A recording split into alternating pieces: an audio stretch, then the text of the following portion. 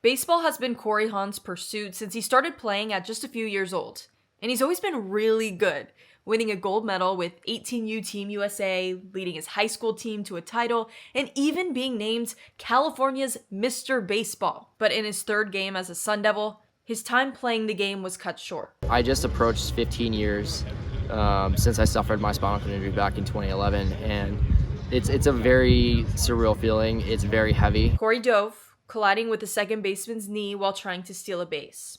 It fractured the C5 vertebrae, paralyzing him from the chest down.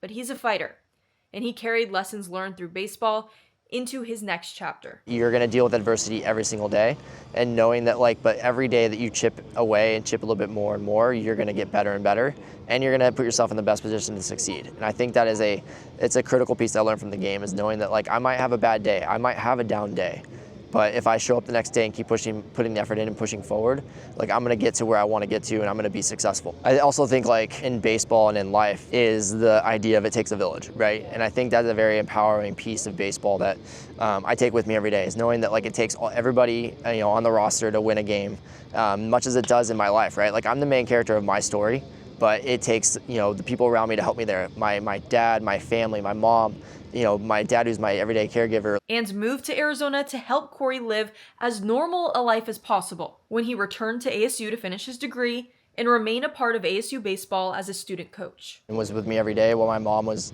back in California, because I've taken care of the family there with my younger brother and life there.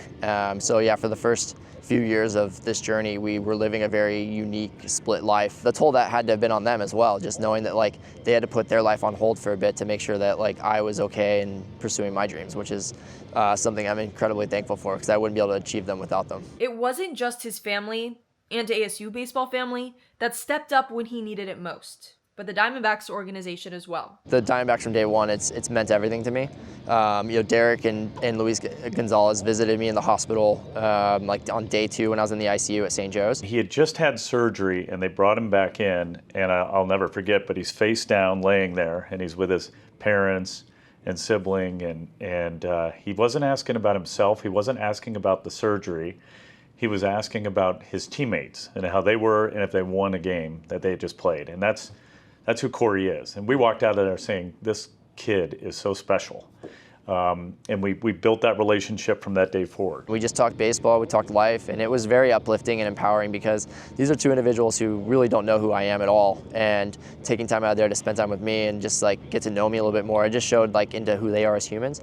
But then more importantly, who they are as people in this industry and whatnot. And I think to parlay that into them reaching out and being hey, we see something in you. He's been one of our strongest baseball employees to have around. And just seeing him each and every day makes me feel good about the decision that we made. His time with the Diamondbacks officially began in 2013, when the team drafted him in the 34th round in honor of the number 34 he wore at ASU. We got very emotional during that pick. When we announced that we were selecting Cory Hahn, and he and his family were very emotional too. And shortly after that, we brought him in the organization, and he's been here since. As part of the scouting department, working his way up to becoming the Diamondbacks' Director of Pro Scouting. He came in and worked as hard as anybody, to the point where he has been promoted. Now he's one of the, when it comes to pro scouting, he's one of our lead execs. And he's built a great reputation in the game. When I look back from when I started to where I'm at now, I'm really proud of the way I've developed, not just as an employee, but as a leader and as a human. And I owe the Diamondbacks for that, because they believe in each other, they believe in their employees, and they want us all to succeed and make a difference. Cory also makes a difference away from the ballpark. His Project 34 Foundation, helping those who live with spinal cord injury. It's a lifelong injury that you're always battling, and that medical costs build up rapidly. Therapy costs build up rapidly. Equipment is very expensive. Just to give you an example of the wheelchair that I'm sitting in is a $7,000 piece of equipment. It was very eye-opening, and I was very fortunate, in a very fortunate situation to be able to fund my therapies, fund my medical equipments. But I also was around a lot of people that I just firmly understood did not have that same accessibility. And when you realize that, and that the vast majority of people don't have the resources to go back to school or to work a daily job or just go to rehab, you realize there's a gap there, and you want to try to figure out how to fill it. And that's where it was really, really, really meaningful to us and motivating to us to start Project 34, knowing there's a huge group of people we can help. That help stemming from Cory's firsthand experience 15 years ago. I've experienced multiple iterations of myself since then. I think I've grown so much, physically, mentally, and emotionally that since then I feel like I am I'm not a completely different person. I'm just a more evolved person of myself, and I'm really proud of that. I think it's very tough to navigate this life, especially when you live in a world that's not necessarily cut out for you. There's so many obstacles that I deal with every day, and I look back on it and I'm really proud of where I've gotten to, how I've gotten there, and the fact that every day I just try to get a little bit better. In Tempe, Megan Plain, Fox 10 Sports.